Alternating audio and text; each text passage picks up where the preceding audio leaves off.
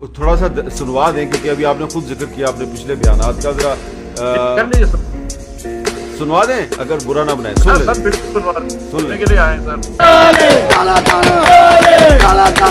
जब पेट्रोल महंगा होता है, जब डीजल महंगा होता है, तो बिजली महंगी होती है, आपका आटा महंगा होता है, आपकी रोटी महंगी होती है, अच्छा, आपकी सब्जियां महंगी होती है। कौन बांध कर सोचते हैं कि इज्जत का ताज पहन लिया। वक्त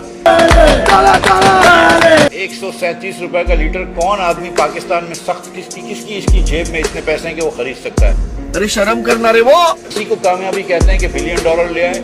अगर वो बिलियन डॉलर लाने के लिए आपने 30 रुपए यहाँ से पेट्रोल और महंगा कर लिया और 160 रुपए का पेट्रोल करते हैं, और लेकिन बिलियन डॉलर IMF से मिल जाते हैं, तो क्या ये कामयाबी है? गाना बजाओ।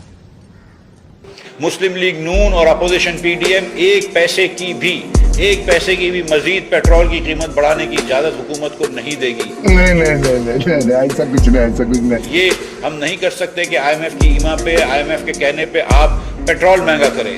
जी मिफ्ता भाई, तो ये आपका जो बयान था कि हम 1 रुपया भी नहीं बढ़ाने देंगे पेट्रोल, मतलब लॉजिक की माँ।